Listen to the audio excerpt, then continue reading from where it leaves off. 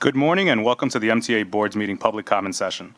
Today, for the first time, we will hear from public speakers both remotely and in person. As a reminder, we ask that all public speakers adhere to the MTA's rules of conduct and decorum. I would also like to remind our public speakers that in the interest of time and fairness to all speakers, we limit everyone to 2 minutes. There will be visual and audio cues at the 30-second mark. Please be aware that there will be a warning beep to remind you that you have 30 seconds to conclude your remarks. Our first speaker is Lisa Daglian, followed by Bradley Brashears. Welcome, Lisa. Thank you. Good morning. I'm Lisa Daglian, Executive Director of the Permanent Citizens Advisory Committee to the MTA PCAC. What a December to remember for transit and for transit riders. Announcement of the agreement that will move Penn Access forward and finally bring commuter rail to the Northeast Bronx, coupled with critical repairs to the East River tunnels that will keep Long Island Railroad, Amtrak, and eventually Metro North trains running through those sandy-damaged portals, thanks to Senator Schumer. Newly designed Bronx bus routes that take into account the needs of the borough's riders. New discount fare pilot programs on commuter rails and on subways, buses, and Staten Island Rail that will save riders time and money, and the adoption of a budget that will hold fares flat, at least for now. Only Freedom Ticket could make it better. The budget you'll be voting on also tells the tale of red ink down the tracks, however, and we know that federal funding through CARES Act, CRISA, and ARPA will only take us through 2024-25 without service cuts. We appreciate that Governor Hochul has made that commitment to riders. It's also a commitment to our region's recovery. The best way to get riders back on board is by providing safe, equitable, reliable, and affordable service. Waiting at a bus stop or on a subway platform for 20 minutes or more, or for an hour between Metro North or Long Island Railroad trains, is a sure way to drive riders to other modes of travel, including driving. That's the wrong message to send as congestion pricing hearings continue. We need all the support we can get at home and in Washington. We also appreciate that we won't see fare hikes for at least the next 6 months. That should help light a fire and spur ridership. However, trying to squeeze $17 million from riders in mid-2022 would be like throwing water on that fire. Surely the MTA or state can find $17 million to keep fares where they are through the end of the year at least. Ongoing, sustainable operating funding will keep us from having the same Groundhog's Day conversation, and we're committed to working with you and our elected officials to find a way to pay for transit, the essential service that keeps our essential workers and our region moving. Thank you and happy holidays. Recording in progress. The next speaker is Bradley Brashears, followed by Councilmember Vanessa Gibson. Good morning, board members. I'm Bradley Brashears, Planning Manager of the Permanent Citizens Advisory Committee to the MTA PCAC. Before the board today are fare discount options, which we largely support, including reductions of 20% off 20-trip peak commuter rail tickets and 10% off monthlies, fare capping thanks to Omni, and expanded city ticket options.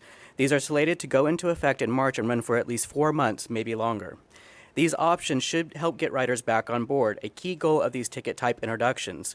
We are, however, disappointed that Freedom Ticket, aka Atlantic Ticket options, were not included. They offer more flexibility, including during peak times, and include transfers to subways and buses, while City Ticket does not. In addition, we're confused. Will City Ticket current weekend fares remain at $4.50, or will it increase to the weekday off-peak option of $5? It's essential that riders know what their options are and how they can get the least expensive ride, or this experiment is doomed to fail. We assume that the Atlantic Ticket will remain in effect, but again ask for clarity. Its downside, same as City Ticket, is that it's only valid the day of travel. Atlantic Ticket is not available on e-Tix, but since alternate ticket types will be added to e-Tix, this is the perfect time, long past time actually, to add it to e-Tix to open its use to more riders. Atlantic Ticket has attracted riders and has produced revenue gains for the Long Island Railroad. Also, many systems, including our own, have restructured and reduced fares with free transfers between modes, gaining both ridership and increased revenues. We see the City Ticket expansion as a baby step in the right direction of Freedom Ticket and will continue to push, pull, and call for its broader implementation. Thousands of Southeast Queens commuters have been able to reduce their once 2+ hour one-way commutes down to 45 minutes or less in many instances. It's time for the rest of Queens and the Bronx to have the same access to lower and more flexible fares that go beyond the options before you today. The capacity exists. The time for Freedom Ticket is now. Pilot programs are designed to see what works and what does not work. Adjustments can always be made. Thank you.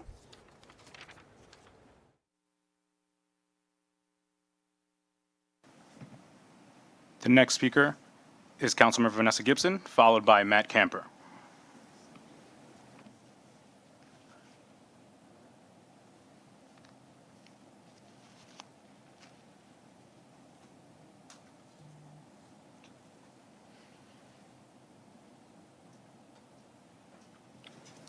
Why don't we go ahead to Mr. Camper? The next speaker will be. Good morning. Nope. I apologize. Good morning, everybody. It's been a while since I last spoke on this board meeting, but I'm here this morning to talk about the LIRR fares structure that is being proposed today. I am in complete support of this fare structure. Discounts going to monthly riders, especially the fact that board members have been discussing this for a while, where riders aren't going, workers who need to use the railroad don't go in, 5 days a week like they used to pre-pandemic. And they go in 2 or 3 times a week. And I completely agree with the 20-tip ticket. I think it is a late step in the right direction. And we got to encourage ridership. We got to encourage riders to come back on the system, reduce congestion on our roads. And, if you haven't used the Long Island Railroad in a while, why don't you give it a shot? Get out of your cars, use mass transit. It's definitely a great way to get around, get to work if you need to get into Manhattan, whether it's 2 or 3 times a week. And this 20-cent ticket, I think it's going to be a great thing for riders. And I think it's going to be a win-win for all Long Island riders. Also, as well as the New York City fare structure, I completely am also in support of that. You got riders in Northern Queens, Southeast Queens, who, for example, don't have that luxury of having a subway trip nearby. And sometimes it may take 2 or more hours just to get to Manhattan from whether you live in Southeast Queens, Northern Queens sometimes, for example. And this is going to be reduced travel time for those riders. I think this is a great way. For example, you ride from Auburndale to Penn Station. You ride from Queens Village to Penn Station. And as far as what Bradley said before me, I Please conclude your completely remarks. agree on this. I think it's time that we encourage the Atlantic ticket to be on.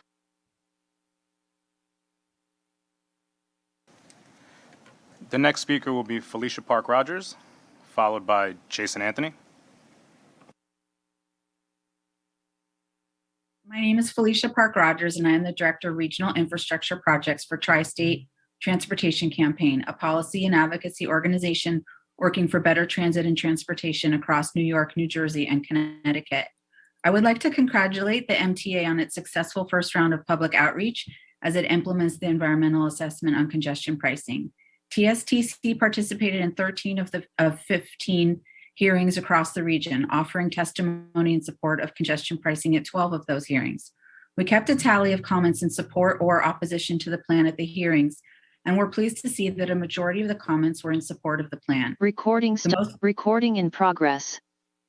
The most recent hearings had an updated presentation representing questions and concerns to environmental justice communities. We are pleased the MTA is doing substantive analysis in this regard as it prepares the EA. We hope that members of the public will continue to voice their support for and submit comments regarding congestion pricing during the public comment period. We are also pleased that the MTA has announced implementation of a fare capping pilot program on the Omni system. This is an important step toward fair implementation, and we encourage the MTA to broaden the pilot program in every possible way. We would like to voice our support additionally for the recent proposal from PCAC for expansion of the Freedom Ticket fare options. The Freedom Ticket is a vital tool for equitable fare and rail access and making it possible for more riders to come back to the system. We were excited to see Interim Chair and CEO Jana Lieber at the recent rally for better bus service in the Bronx and look forward to continuing to work with the MTA to implement a bus redesign program that places the needs and concerns of riders front and center. Lastly, we encourage the MTA to reach out to the New York congressional delegation in full support of the pending Build Back Better bill. This bill contains urgently needed operational funds for public transit. It has the potential to bring upwards of $3 billion in operating funds to the MTA over the next 5 years, funds that are desperately needed to improve service Please and conclude your reliability remarks. of provider. I'm almost done. Thank you. The better the system runs, the more people will return to the system. Thank you for your attention, and I'm looking forward to a productive 2022 with exciting opportunities ahead for New York's recovery from the pandemic. The next speaker is Jason Anthony, followed by John Ferretti. Good morning, MTA board members, especially to Lauren Schwartz and Robert Mojica. Speaking this morning right in front of the Bowling Green subway station on the Lexington Avenue line. Jason Anthony from Amazon Labor Union and current Amazon employee from the Staten Island warehouse at JFK 8. Since this past Friday, the X40 and S90 buses have been detoured to the Amazon's parking lot with no explanation provided to those who use the buses due to so-called congestion. We want to know why, and no posters have been, let's say, announced in St. George Terminal. And why is it that Amazon is lying to the writing public that the New York City Transit has been contracting 55 riders, that yours truly has been hearing from 2 dispatchers that there's crew shortage. And we want the media to go out to Staten Island. This is an urgent matter because we don't want Staten Island to be no more the forgotten borough. And again, we want the NYPD to follow the TSA mask mandate because this is a serious matter. The mandate has been extended into March of next year. I will be policing them like always, and I will see you guys in January.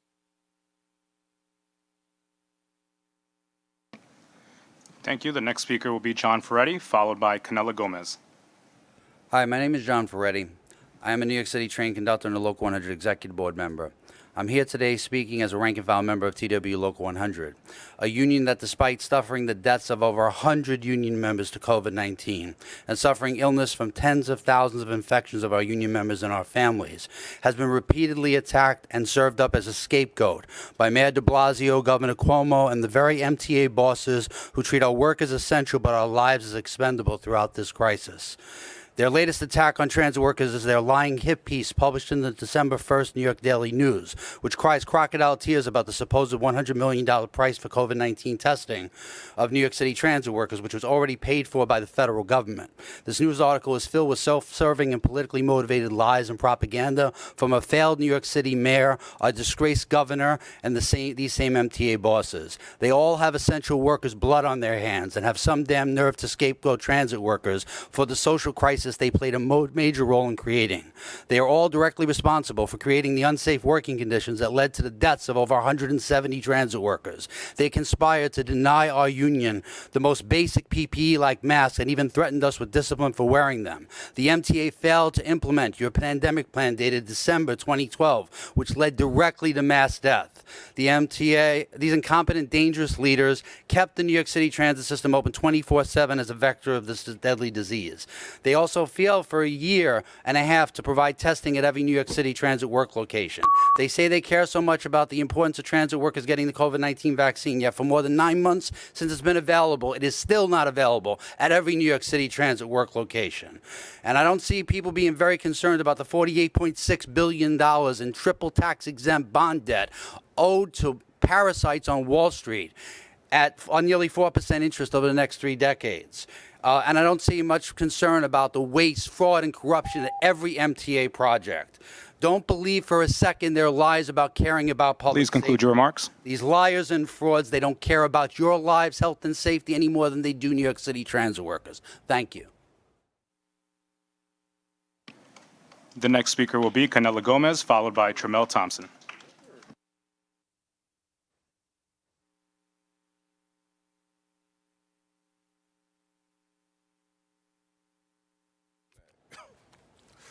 All right. Good day. I'm train operator Canela Gomez. Starting January 1st, I'll be the acting RTO vice president. First, I want to commend y'all on the safety in this building. I see y'all guys take y'all safety very seriously. I wish y'all would take your employees' safety seriously.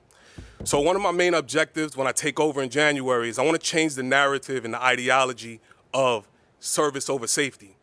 I know you guys probably don't believe that's the ideology, but let me tell you, that's how train crews feel. We feel like it's always service over safety, and that is going to be one of my main objectives, to change that thought process. It needs to be employee safety over service. So that's going to be one of my main objectives. In September 2020,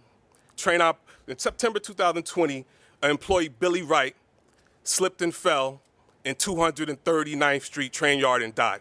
I'm pretty sure you guys remember that. It was big on the news. Not until I did an interview with News 12 did you guys fix the lights in that yard. I went to actually go inspect that yard, and the yard was dark as hell, and not until the News 12 interview, the lights was repaired. So I'm here to talk about mainly Coney Island Yard. Every month, Coney Island Yard has we have safety inspections from Safety Walks in RTO. And for the past 12 months, really longer than 12 months, every safety inspection talks about these lights. And yet, Superintendent Solomon has not fixed the problem with these lights. Clearly, it's a problem. Patrick Warren, you're the chief safety officer. I don't know the last time you've come to Coney Island Yard to actually inspect the yard other than for a photo op, but I would like it if you would actually come and take a look at that yard and several yards that have lighting issues. In October, a train operator had an incident in that yard, and he was operating in the nighttime. And for him working in this yard that doesn't have lights in the nighttime, Please conclude your remarks. he was rewarded with a 30-day suspension. So moving forward, unless the safety in this yard and further yards is taken serious, my train crews are not going to be rewarded for operating in unsafe conditions. Thank you. Please conclude your 30 remarks. days. 1 second, please. This is very important. It's very, very important. Like I was saying, moving forward, my train crews are not going to be rewarded with 30-day suspension for operating in unsafe conditions. So you guys can take that how y'all want. Have a great day.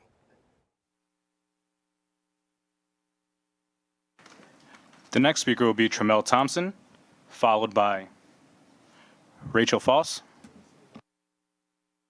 You know, I was really looking forward to a productive 2022 with you guys, but today just reminded me of the contempt you have for the workers.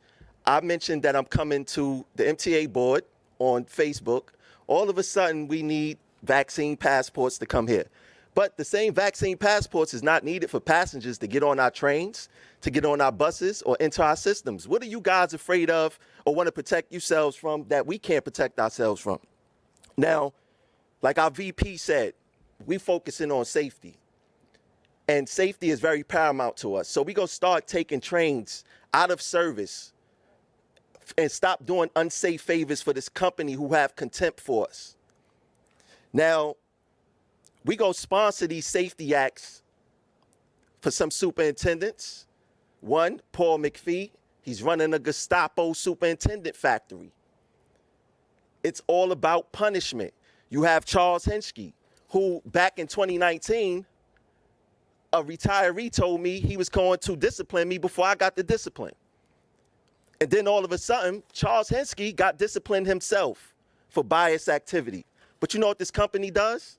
Leaves him in power. How can he govern if he already had a sustained charge of bias activity? You have Darpan Tawala, who just recently told his superintendents, don't respond to Tremel. No problem. My Facebook get 300,000 views a month. I could go to the media. This is not the kind of relationship I want to have with the company, Craig. It's not. I want to be able to go to my supervisors and tell them of an issue. But since they want to silence me out, I have no problem. Tim Minton, last year on the news, called me a disgruntled employee. We're going to have a safety act and commencement of Tim Minton. There's no way possible this company could go call their employee a disgruntled employee for defending themselves against the attacks of this company. It has to stop. We want to start 2022 on the right foot, and we want to start it right and equitable, not lopsided like this with the company is up here and we down here. We want an equitable relationship with this company, or we gonna start taking trains out of service. Simple as that.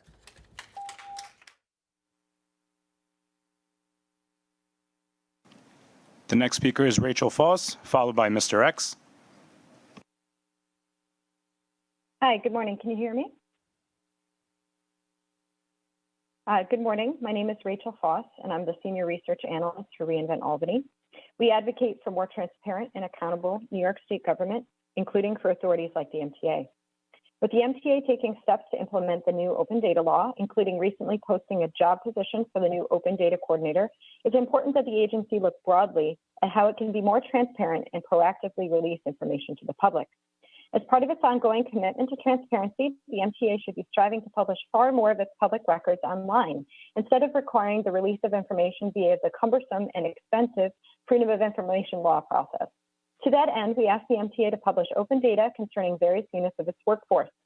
This should include vaccination rates for all agencies and their component units, including the MTA Police Department. Thanks to a FOIL request and article from Kevin Duggan of AM New York, the public now knows that the MTA PD, a subset of MTA HQ, has a vaccination rate of 60% compared to other MTA HQ workers who have an 87% vaccination rate. Previously, only aggregate data for all MTA HQ workers was made publicly available. Transparency during COVID is particularly important to build public trust, and the MTA should release detailed vaccination rate information, particularly for workers who interact directly with the public. The MTA should also release workforce availability data and overtime rates for all agencies and their component units, including the MTA PD. Similarly, thanks to the Inspector General's recent report on MTA police overtime, we have more data about the MTA Police Department's overtime rates. Therefore, we encourage the MTA to release this information as open data, along with drivers of overtime, such as absenteeism, workforce availability, sick leave, and injury claim information. Thank you for your consideration, and we look forward to you implementing the MTA open data law.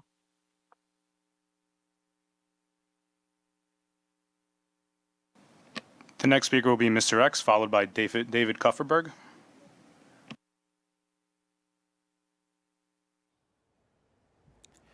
To the Long Island and Metro Railroad presidents, the schedules must be available at all stations.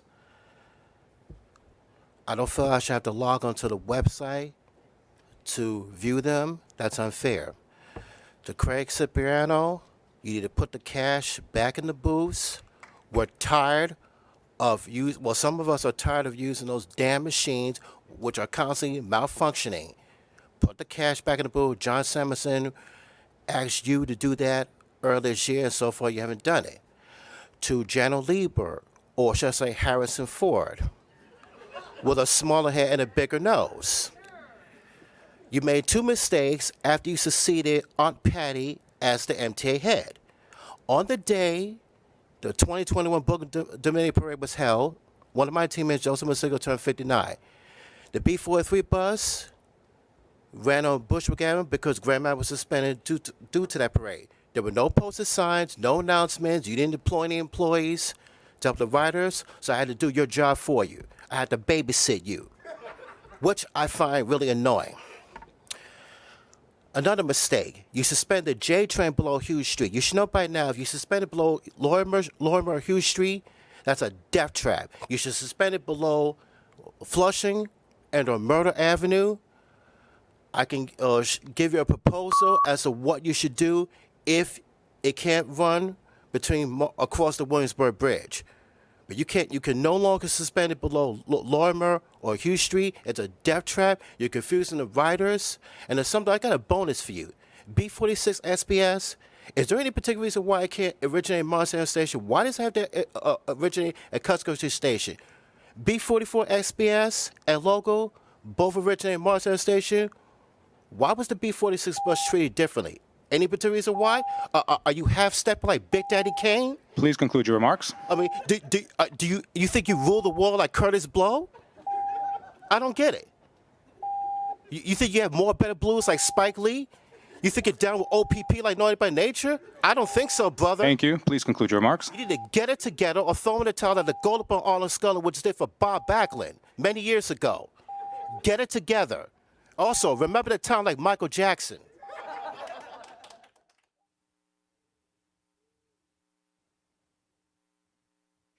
The next speaker is David Kupferberg, followed by Chris Parker.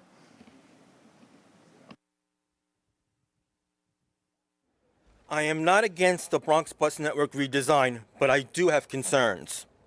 The elimination of lightly used stops could decrease travel time, but this has to be determined on a case-by-case basis. The volume of the bus stop is a factor, but not the only factor. Sometimes the distance to the next bus stop may be too far. Another is topography. Parts of the Bronx are known to be hilly. Besides, if multiple bus stops are eliminated in a particular corridor, a bus may stop at stop A instead of stop B, saving no travel time. In order for bus stop spacing to be effective, you have to be concerned with passenger travel time, not vehicle travel time. Read my critique of bus stop spacing that I have provided within my original testimony. To claim that there is not enough demand for a direct route along East 233rd Street without a proper analysis is contrary to the goals of a service redesign. My intent is to close service gaps, eliminate transit deserts, and make the city limits less of a barrier between neighborhoods. By the way, there is a mistake in the middle of page 195 of this month's New York City Transit and Bus Committee meeting book and the middle of page 53 of the MTA board meeting book.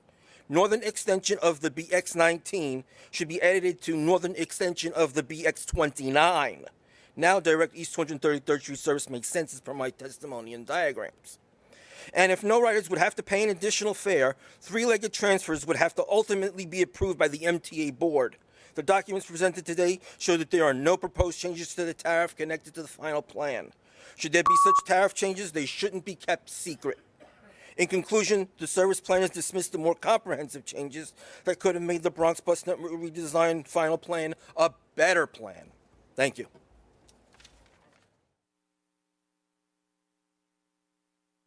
The next speaker is Chris Parker, followed by Iman Ramad Duster. Okay, I'm not sure. I see a counter. Okay. Just talking very quickly about peak fares, which have been around since the very beginning, I think, of Metro North, some 30, 35 years now. Maybe it's less than that. Peak fares, I think they've always been around. They've increased revenue on rush hour trains. The intention, I think, being both to discourage people from taking peak hour trains if they don't need to reduce capacity and avoid overcrowding, as well as to provide increased service in the form of peak hour express trains.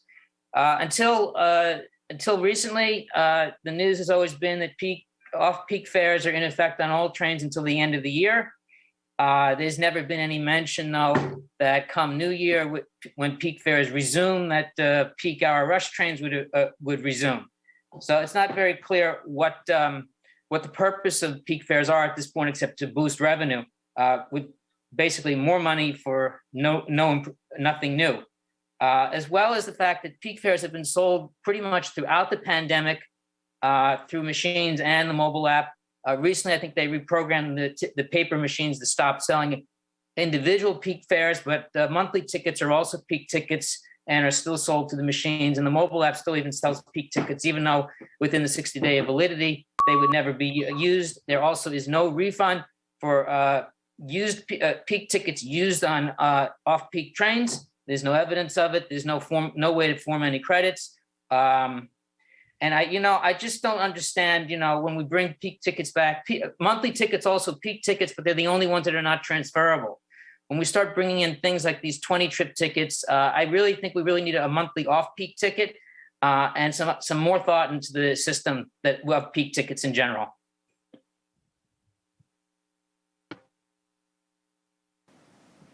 The next speaker is Iman Ramad Duster, followed by Ben Fried. Hi, good morning. My name is Iman Ramawi Doster. Yep, I just got married and I will be accepting wedding gifts for the next 3 months.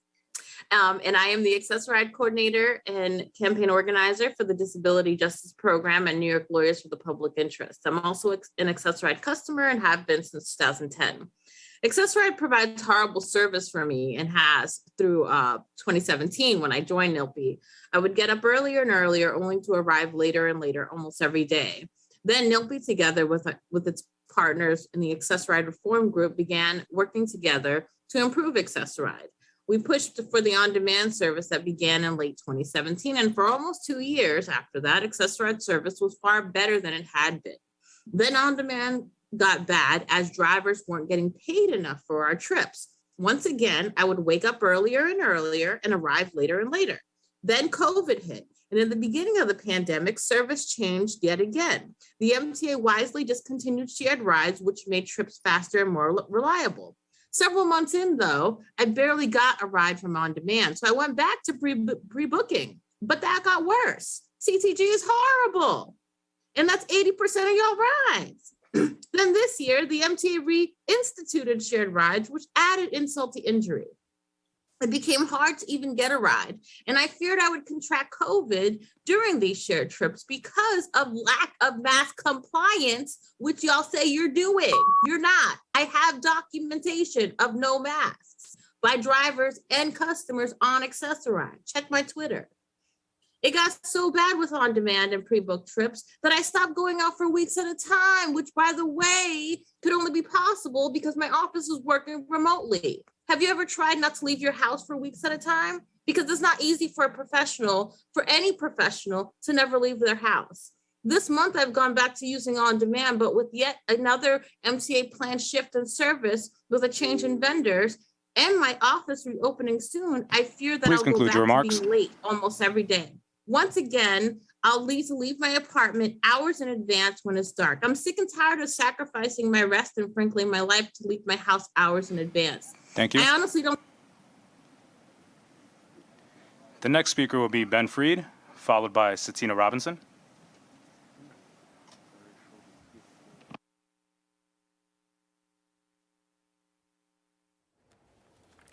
Good morning. I'm Ben Freed, Communications Director with Transit Center. I'm here to testify in support of the Bronx bus network redesign and to provide feedback on the proposed fare capping pilot. As advocates, we often point out that New York has the slowest bus service in the nation. Well, how can the MTA fix that? The answer is by implementing changes like the Bronx bus network redesign. Once this is implemented, important crosstown routes in the Bronx will take riders on more direct paths to where they need to go. Service patterns will align better with bus lane projects that NYC DOT is implementing, and riders won't have to put up with the aggravation of buses that stop as often as every block. The stop consolidation is a very important piece of the plan because currently many stops are just a few hundred feet apart. In surveys, an overwhelming number of Bronx bus riders say they would like fewer stops, and we would like to thank the MTA bus planners for reflecting that in this plan. Broadly speaking, to improve bus service, we need you, the people who oversee the MTA, to embrace big changes.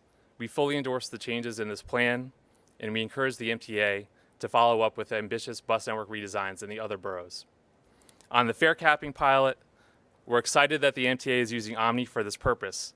Fare capping promises to expand access to unlimited trip discounts for people who can't afford to pay for passes up front. We strongly urge the MTA to adopt a fare capping system with a 30-day discount, not just a 7-day discount. Our analysis of fare swipes indicates that many riders in lower income neighborhoods have the means to buy 7-day passes but not 30-day passes. The fare capping program has to be structured to benefit them. Thanks for your consideration.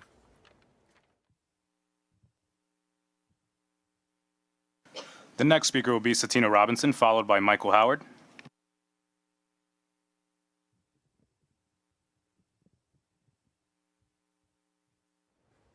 Good morning. My name is Satina Robinson. I'm a private citizen. I'm here to speak about Accessoride, the discriminatory and criminal behavior that we're receiving, that customers are receiving. Disabled people are the most vulnerable population in New York City and throughout the world, and it's criminal the way Accessoride is acting. They have brokers now that drive off and leave the customers. I have 2 blind friends that have been left by brokers in the street Because they're blind, accessory ride drivers don't even get out and help them. So the brokers don't get out and help them. One of them was robbed, and the other one was accosted. Okay, it's absolutely outrageous. There should be no conditions or restrictions on a disabled population other than they share rides. There should be no restrictions. All of those things should be taken off. I can't even imagine that the MTA would sign off on something like that. The people are disabled. And to be restricted and stuff, it's absolutely outrageous. I think that should be taken off. And the most that disabled people should have to deal with is sharing rides. Thank you. Merry Christmas and Happy New Year to everyone. The next speaker will be Michael Howard, followed by Michael Ring.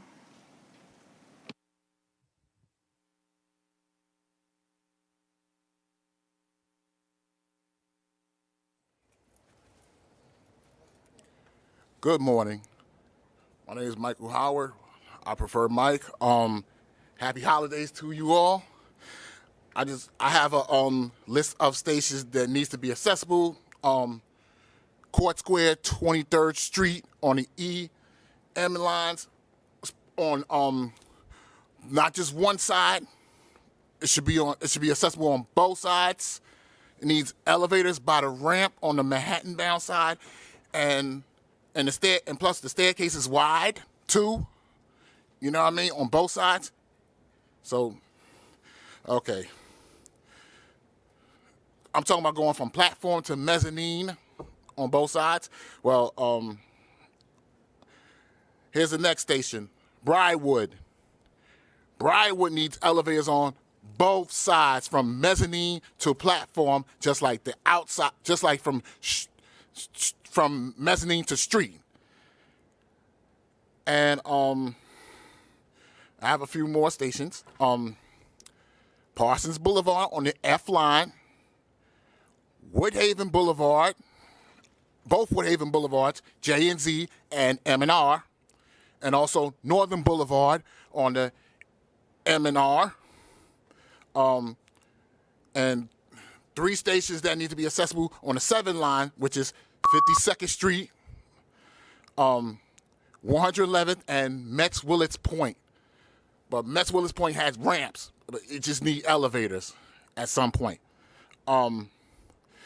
Astoria Ditmars Boulevard and Broadway and 31st Street on the N&W lines, and Rockaway Boulevard on the A.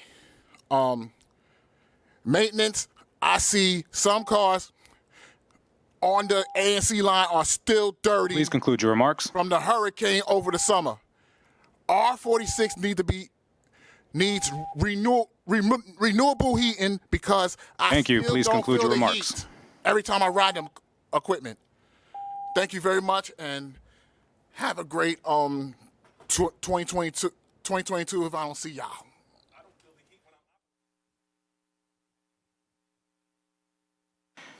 The next speaker will be Michael Ring, followed by Krista Simeon. Hi, I'm Michael Ring. Before you start the clock, I'd like to visually describe myself to anyone who might not be able to see. I'm just a white guy, 58 years old, wearing a green hat and hoodie that says Disabled in Action. I'd like to come here today to talk about stairs, not elevators. Last month when I was here, I asked this kind of hypothetical question.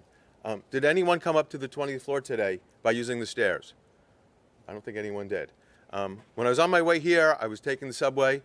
I waited for some middle kids to run by. When I walked down the stairs at Grand Army Plaza, I changed trains at Nevins. I took the escalator up here.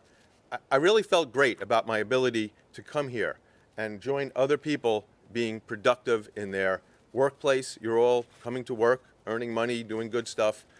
There are hundreds of thousands of people in New York City who cannot go to work because there are stairs impeding their progress on the subway.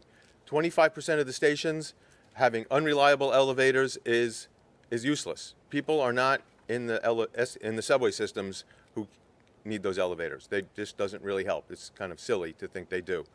I'm hoping that maybe next month when you have this meeting, I'm going to take the stairs up here. If anyone wants to join me, I'll be getting here about a half hour early. And maybe you'll know that, it's not easy. You want to go to work. You want to be able to come and go. It's time to make the subway system 100% accessible. There are lawsuits that you need to stop fighting them. You need to make binding agreements to build the elevators, build the ramps, get rid of the stairs, let people with disabilities be useful members of society. Accessoride is unsustainable. We don't want to have to get everywhere 2 hours early or 1 hour late. We want to go to work, like you guys are all going to work. All right. Happy New Year.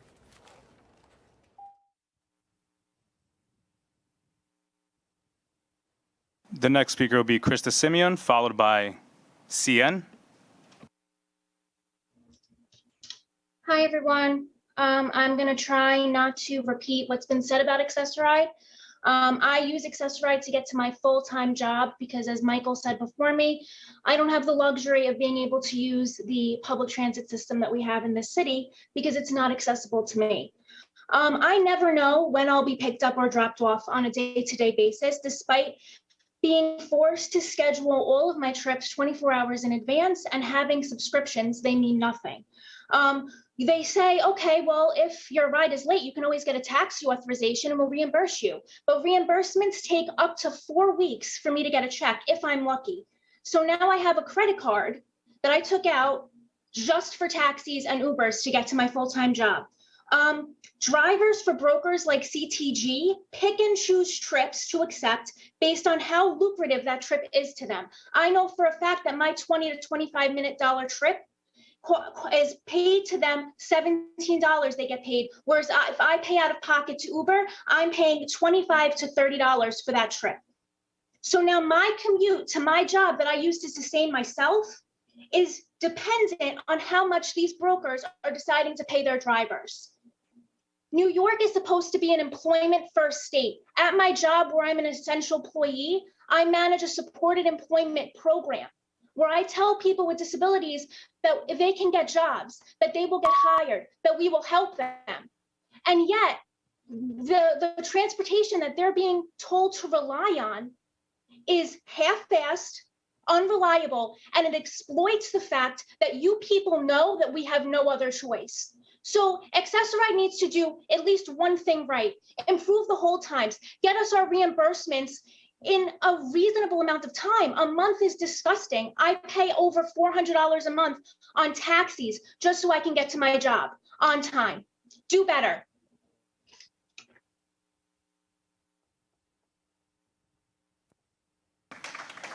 The next speaker will be CN, followed by Jonathan Beatrice.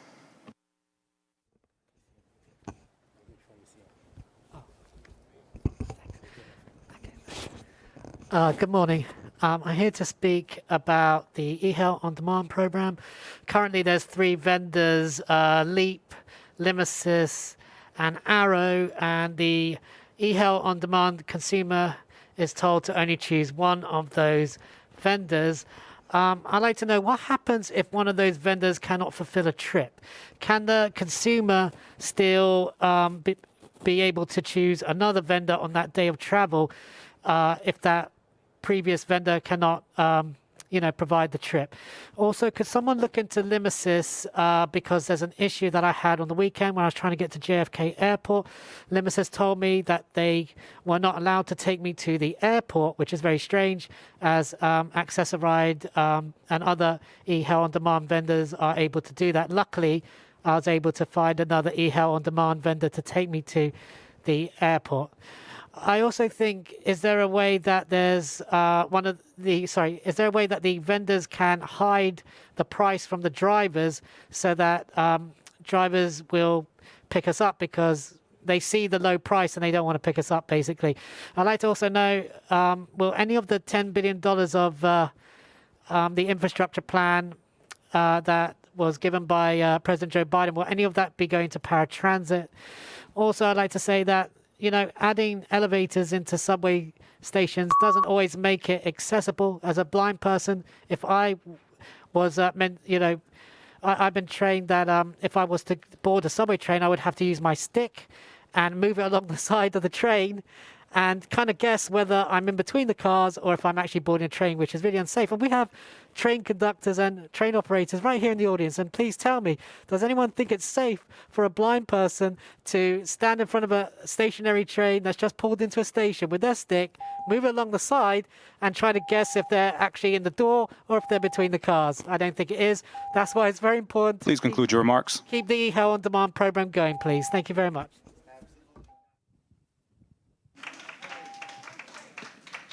The next speaker will be Jonathan Beatrice, followed by Joe Kunzler.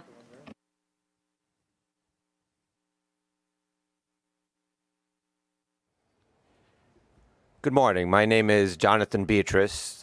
I'm a tower operator for New York City Transit, and I would like to add to many examples of how the MTA's pretending to care about the health and safety of their employees is not going well.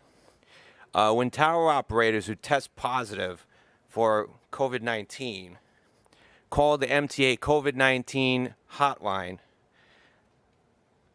they are taking upon themselves to tell those that they work with that they may have been exposed to the virus because the MTA is not notifying anyone else. So they're doing it themselves. We're left in a need-to-know status until we get a phone call from one of our coworkers or we see a cleaning crew at our work in our tower. Tower operators who tested positive are being told, and this is if they actually get through to the COVID-19 hotline, to go to work anyway if they're asymptomatic or if they're vaccinated. It's like the MTA cares more about putting a body in the tower than our actual bodies, as much as we appreciate not being stuck in a double shift. And 2 days ago, the COVID-19 hotline was down, and as of now, I personally have no update as to whether or not it's back running or not. One of the reasons which is because we have no reception on the 20th floor. Thank you.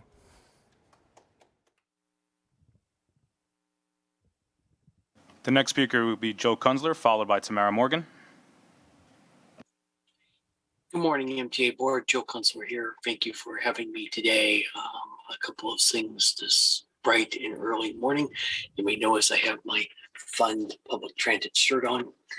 I'm going to sadly have to discuss COVID-19. The incoming borough president from Manhattan, Mark Levine, has asked everyone to remind the MTA board, because somehow we can't get a hold of your customer service officer, Sarah Meyer, that he is very, very upset about the fact that you have police officers not masking on transit.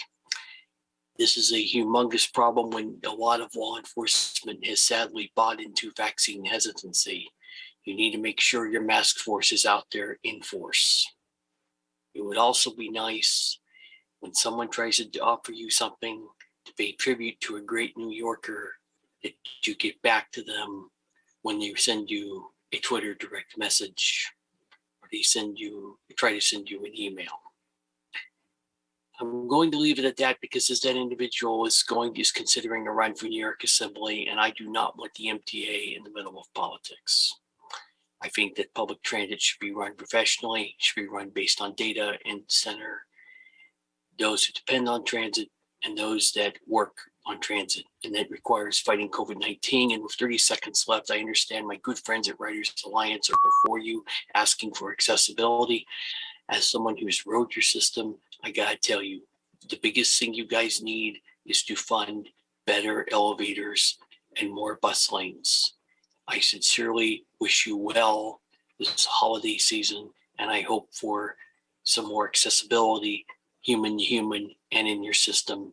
May God bless you, and may God continue to protect the MTA. Thank you.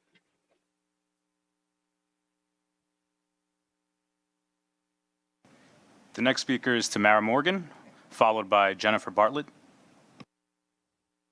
Good morning, MTA Board. My name is Tamara Morgan. I'm a young woman who uses a motorized wheelchair to fully function in my daily life. And I'm here to echo the sentiments of everyone who has shared about the unfathomable experiences with Accessoride, in particular the brokerage service. I'm here to tell you about a horrendous experience that I had on November 10th. Where I began receiving calls about an hour and 2 minutes before my actual pickup time, but I needed to hurry up and come outside. When I did come outside, the driver refused to roll down the window to speak to me. Once I finally got his attention and he helped me board the vehicle, I thought that it would be okay and I would get to work in a reasonable amount of time. We later went on to pick up 2 other passengers in Queens, which I live in Queens as well. We then drove to Brooklyn, then back to Queens, then to Manhattan. And when we began asking the driver what was happening and where we were going, he began cursing us out, telling us F us, and that he feels sorry for people like us. And I would like to know if anyone has ever experienced an MTA bus driver or subway conductor speaking to them in that manner. Why on earth is that acceptable for us to be treated that way when I am just trying to get to work like everyone else and contribute to the society like everyone else? It is unfathomable the experiences that we continuously have to go through when if I could get on the elevator at my subway station, which is 5 minutes from my home, I would be to work in 45 minutes. But because the elevator is never working, I cannot take the train. So I really would urge you guys to consider our comments and take them really, really seriously. This is unbelievable and it's totally not okay. Thank you.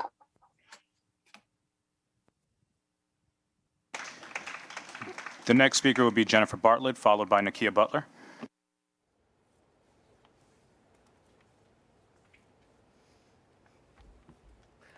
I'm Jennifer Bartlett. I used to work here. I was hired by Andy Byford to work in the accessibility department. I know a lot about this organization. It's not that hard to run. You can do it. You can make the buses right. You can, what's lacking is inclusion and empathy.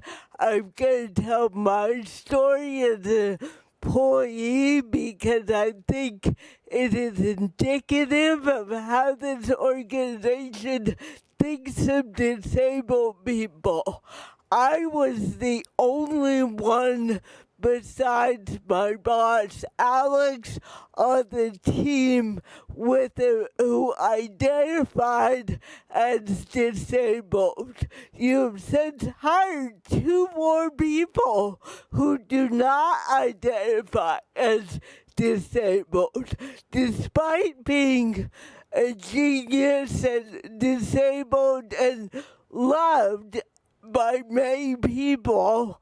I was bullied relentlessly. I vomited coming to work because I had so much anxiety. My coworkers were half my age and just out of college, but despite begging and pleading, this organization would not give me equal pay. I had no benefits. I was only allowed to work part-time, and I had no days off. I was so dedicated. Please conclude your remarks. To this agency, and I did such a good job, but you would not give me equal pay to 25-year-olds. Thank you. Please conclude your remarks. Just out of college. And that's your problem. That's what you think of disabled people. Okay. We're about to run past our hour. We're going to go. I understand there are 8 more people signed up. We're going to try to get through that group. and then bring this to a close. We're going to run a little long on public comments, but 8 more people, I understand. Okay. The next speaker will be Nakia Butler, followed by Valerie Joseph. And all. I'm Nakia Butler, a train operator for New York City Transit. I come in peace, but I come to speak my piece. Saturday, November 20th, 6th Avenue on the L line, there were 2 shopping carts on my train. I gave it over to Rail Control, my supervisors, and I was questioned as to what makes a shopping cart unsafe. Well, last year we had a train operator, Garrett Goebel, pass away from a shopping cart that caught on fire, and it caused his death. That's what makes it unsafe. So I'm here to talk about safety. We have to stop moving trains unsafely. Management has to gain more respect for its workers. We are the frontline workers out there every day in hazardous conditions. Rule 33A through G, Bulletin 72-20 states no shopping carts which exceeds the length of 30 inches in length or width are allowed on the trains. It shouldn't even be in the system. So I don't understand why I was questioned by supervision as to how a shopping cart is unsafe on my train, okay? We know that it's cause and effect. We know that shopping carts cause fires. We've seen one die. That's one too many. We're also doing unsafe acts continuously. They're asking us to isolate trains with human waste. We're not supposed to do that without proper PPE. They're asking us to go and investigate packages, unattended packages. We don't know what's on there. What if it's a bomb? What about our safety? We're the frontline workers. We're moving trains. This culture has to change with management and its workers. They need to care more about us, not the movement of trains. Our safety must always exceed everything above that. We must come together as one and stop fighting against each other. I will never move a train again that's unsafe. I will never move a train again that's unsafe, okay? Where's our hazard pay? Where's our hazard pay? We've been out there on the front lines. We demand our hazard pay. Y'all have the money. Give us our hazard pay. Blessing.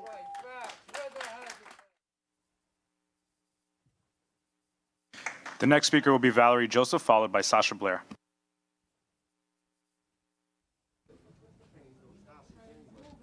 Good morning. My name is Valerie Joseph from Brooklyn Center for the Independence of the Disabled, known as BCID. I'm here today to hold the MTA accountable. You are liable for not making subway stations accessible to people like me and so many others, New Yorkers. We have asked for accessible stations. We have demanded accessible stations. And finally, we had to sue you for accessible stations. Now it's nearly 5 years later since the early 2017 from when we filed our civil lawsuits against the MTA.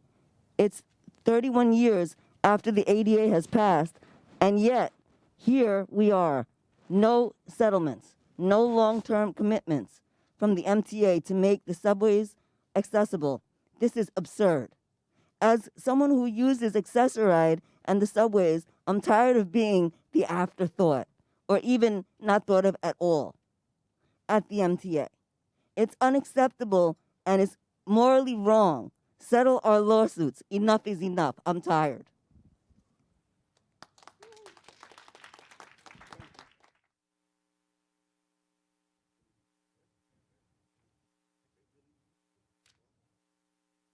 The next speaker will be Valerie Joseph. Apologies, Sasha Blair, followed by Alita Dupree.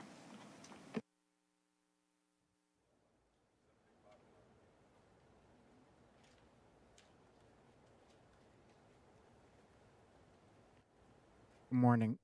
I'm Sasha. Good morning. I'm Sasha Blair Goldenson from the Elevator Action Group, and I'm here after 5 years after settling this lawsuit. After filing this lawsuit, and 31 years after we passed ADA in this country. People with disabilities still don't have the right, still don't have the ability to ride the subway. Come on, guys, we can do this. We appreciate the MTA's announcement this week about new elevator construction, but that is short-term promise, not long-term commitment. We need a legally binding timeline for full accessibility, every single station. It's not right to have stations that are publicly funded, that are part of this public entity. Subway is how people get around New York. Yet we say at some stations, no, these ones, sorry, you can't ride here. We don't have stations that are just for men, that are just for white people, that are just for somebody under a certain age. It's not right, and it's not sustainable to have a system where only 25% of stations are accessible to people like me, to people like the 15 others who have spoken today about accessibility. And these things all connect. The $650 million a year that this agency spends on Access-a-Ride, yeah, a lot of those people would like to ride the subway, as we've heard, but they can't because the stations aren't accessible. These things are a real problem, and if you would make a lasting, legal, binding Please conclude your agreement, remarks. that would settle this case. We're not asking for money. We're just asking for a plan, a timeline to know how long must we wait. Thank you. Please conclude your remarks. Thank you. The next speaker will be Alita Dupree, followed by Jessica Murray. Thank you. Good morning, Chair Jano Lieber and members. Alita Dupree for the record. My pronouns are she and her. It's always good to be back with you. How about some Grand Central Terminal? To quote the words of Jerry Rafferty, let's get right down the line. I'm really appreciative of this new announcement with Omni using fare capping. I'm going to use it. I'm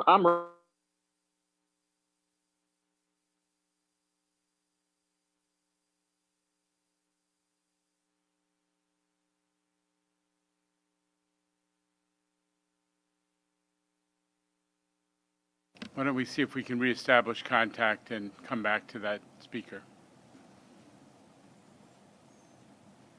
afterwards. The next speaker will be Jessica Murray, followed by Jennifer Van Dyke. Good morning. I am the chair of ACTA, the Advisory Committee on Transit Accessibility, which started in 2019 under Andy Byford's watch. We're an 18-member all-volunteer group that meets regularly with the system-wide accessibility team. Byford recognized the value of dialogue between the agency and advocates because of the ideas we bring to the table.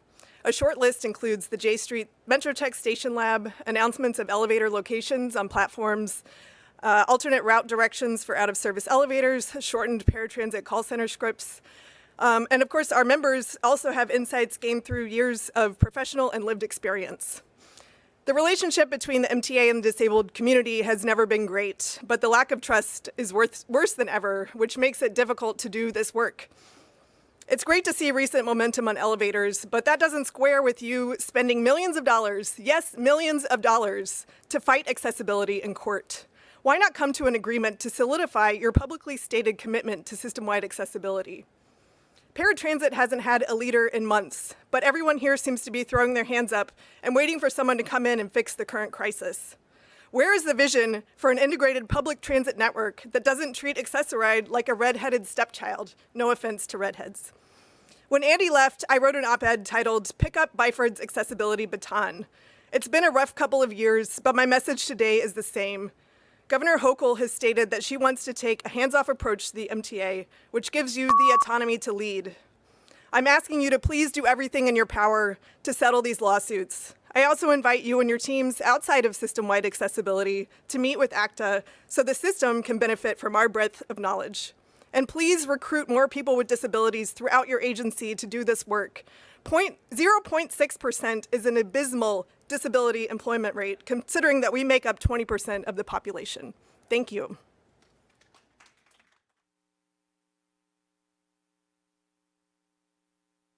The next speaker is Jennifer Van Dyke. Good morning. I'm Jennifer Van Dyke with the Elevator Action Group at Rise and Resist. It has been 31 years since the American with Disabilities Act was turned into law. It has been almost 5 years since lawsuits were filed against the MTA regarding accessibility. It is time to sign a binding legal agreement and settle multiple civil rights lawsuits to create a roadmap for 100% accessibility. You will notice that what I'm saying has been said multiple times today. We cannot say it enough because there seems to be no action. I want to give you an example. Last month, November 22nd, a number of us were invited to attend a press conference that Senator Schumer was holding at Broadway Junction in Brooklyn. Broadway Junction is one of the largest subway stations in the system. It is completely inaccessible. You take a look at that station. There are elevated tracks, there are underground tracks. There is not an elevator to be seen. It is impossible to get there if you are a person with disabilities, if you are a parent with a stroller, if you are a traveler with luggage, if you are a worker carrying tools that you have to get to fix the subway. We need that station fixed. And Senator Schumer announced that the federal government was giving the MTA $15 million and it was going to be earmarked for elevators at that station. We shouted, we cheered, we were delighted. It's good news when elevators are built. But what's not good news is that the MTA continues to pay high-priced lawyers in lawsuits that are dragging on for years and years. What you are is an institution that is a sieve. Money comes in from the federal government and goes out into lawsuits. And we will not stand it any longer. We are tired. Please fix the subways, make them accessible to all. Thank you for your time.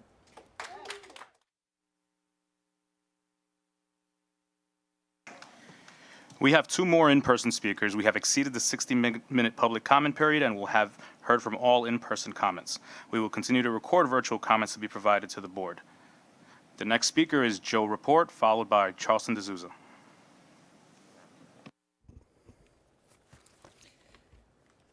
Good morning. I'm Joe Rappaport of the Brooklyn Center for Independence of the Disabled. I'm here today to talk about three major questions facing the disability community.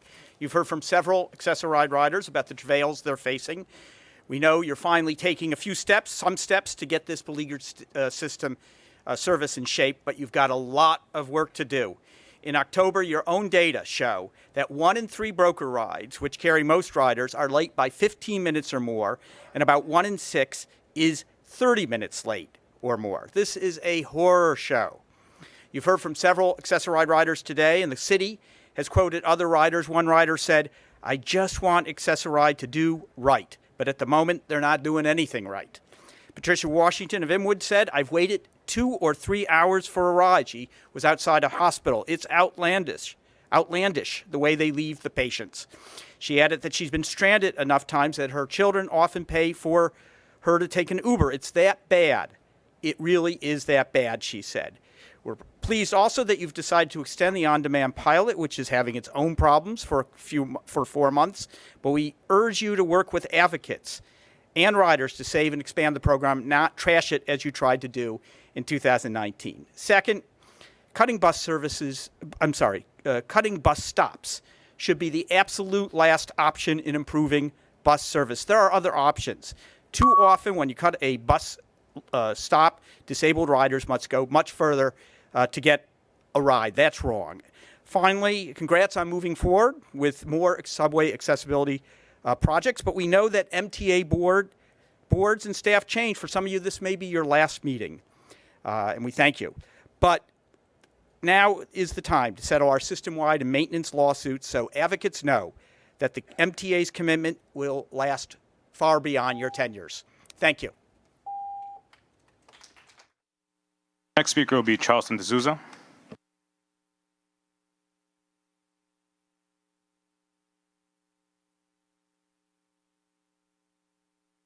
Good morning, board members. Charlton D'Souza from Passengers United. And yet again, on Monday, a person was killed in the subway. Where is the safety, guys? We need safety. We need it now. We need property protection agents. We need more MTA police officers in the subway and bring in the state troopers. And we need 300 to 400 social workers. Let's do this. We can do this. I spoke to Lieutenant Governor, and I also spoke with some of the staff at the governor's office on Monday about this. And as far as the discounts for the Long Island Railroad go, it's time for Freedom Ticket to be passed now. The city ticket fare should just be $4.50 or even cheaper. Make it $3.75. And also weekly, y'all should have a weekly unlimited, but zone 3, the Atlantic terminal, that should be in zone 3 permanently, because people going through Brooklyn have to get on the subway to go to lower Manhattan. So just turn it into zone 3. As far as the Hollis station and East New York and also Hunters Point Avenue is concerned, they need elevators. They need to be rebuilt. You guys just got all this money in the capital program, yet that station is falling apart. And also, we need new buses for the Q110 route at Baisley Park Depot. The buses are falling apart. They're a mess. And I just want to say, I want to thank Bradley Bashirs for all his leadership at the PCC for pushing for Freedom Ticket. And I want to thank this board. Have a Merry Christmas. And kudos to Progressive Action for speaking up for transit workers. I'm so proud of all of them, because you know what, guys? The other day I saw a shopping cart on the subway train, and I saw 2 police officers there at 179th Street. So the police, are scared, but at the same time, they have to tell them, you got to take the shopping cart out. We don't want to be mean to the homeless, but at the same time, there's a problem underground. Thank you. Chair Lieber, we have reached the allotted time for this public comment session. At this time, we ask the remaining registered speakers to stand by as we transition to a separate live recording session. If you are a remote public speaker participating on Zoom, please stand by and wait for further instructions. Good morning. We're going to try to get Alita Dupree back. Alita Dupree. Thank you. We'll start over. Appreciate it. Chair Jano Lieber and members, Alita Dupree for the record. At least I got to say the most important thing, which was about Omni. And at least you got to hear that before your vote. On to some other things, miscellaneous things. I hope to be back on the system again soon. I did get a new reduced fare Metro card in the mail, so thank you. It's a resource for me. I can buy my reduced fare passes, and it will also serve as a reduced fare identification on the commuter rails, so I can get my reduced fare ticket. So I'm definitely hanging on to that. So thank you. And I want the safest system we can get. Continue to work on ways to manage our fare. We shouldn't be having the physical money around in the system. We shouldn't have it in the booths. There have been some cases of some station agents who were robbed and sadly killed back, I think, in the 1980s. So nobody signed up for that. So we got to be safe and not have money in the booths and on the trains. And ADA, of course, I talk about that a lot. I think we should be aspirational and work toward having 50 stations a year. It's not easy, I know. It's not going to happen today or tomorrow or even next year. And I appreciate the work you are doing to get it going. But we can always do more, because I told you about my times climbing up from the deep subway station. I can do it, but many can't. It's still not easy. So anyway, we have the most successful rapid transit system in the world. I ask that you hold to the great traditions, because it is legendary. Have a good holiday. Thank you. The next speaker will be Miriam Fisher, followed by Stacy Ross. Okay, can you hear me? Yes. Can you hear me? I'm muted. I'm speaking as a transportation and disability activist, speaking independently, and hope to bring specific issues to the public radar. I affirm what other disability advocates have said, hoping to get from the MTA legal commitment to the 75% of subway stations that still don't have elevators or ramps, a necessity for people with disabilities, seniors, parents with strollers, those carrying luggages, packages, bad backs, and knees. Also, I would like to ask our new Governor Hochul to appoint people with disabilities to the MTA board and to the Congestion Pricing Traffic Mobility Review Board, people with experience, lived needs of using transportation and facing disability obstacles. Another issue with the federal infrastructure money now available for transit is a revived interest in the 2nd Avenue subway. Reminder that this first segment was a multi-billion dollar project that took decades. One assurance that subway money won't be eaten up and squeezed out, transit money for accessibility and elevators for those who with few other options and transportation choices. An alternative model is light rail, which is cheaper, faster to build, more easily made accessible than digging tunnels.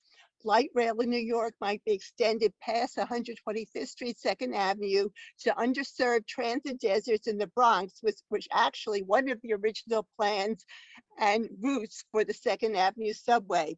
Our New Jersey neighbor, Jersey City, has extended light rail routes along the Hudson River. European cities such as London and Strasbourg have built light rail. London, in preparation for the Olympics, and underserved and low-income. Please conclude your remarks. Low-income and East London.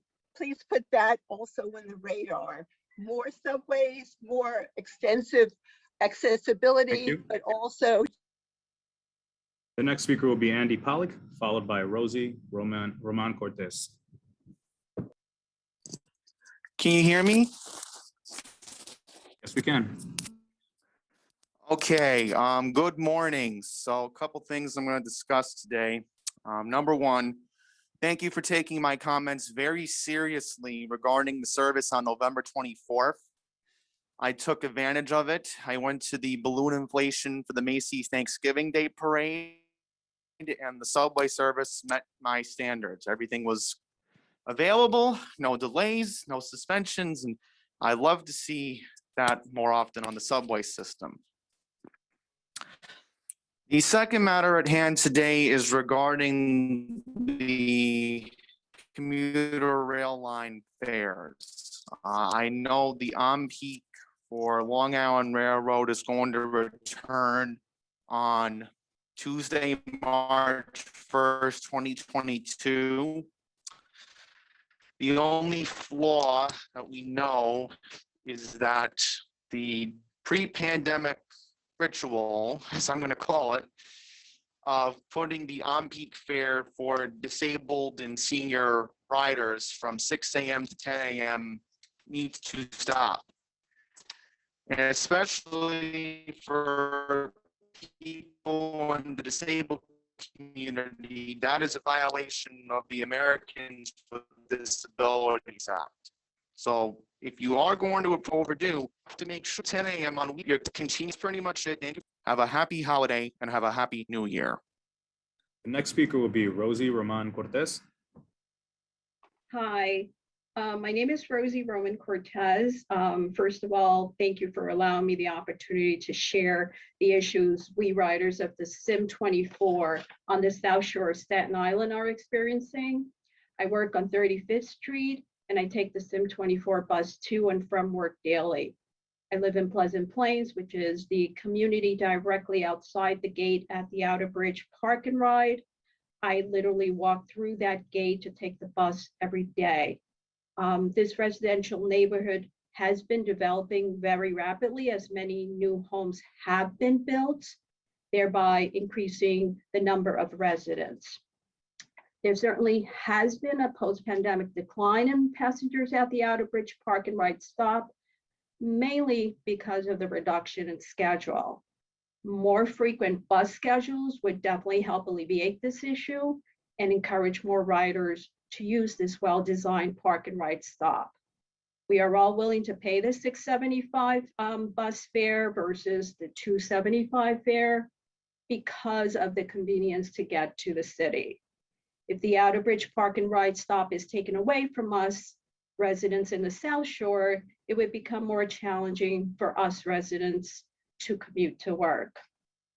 For those who work near the 34th Street area, we ask that you carefully consider our concerns and kindly revisit the Outer Bridge Park and Ride stop as our commutes to work truly depend on it. Thank you very much and happy holidays to all. Thank you for your participation and comment. This concludes the public comment session.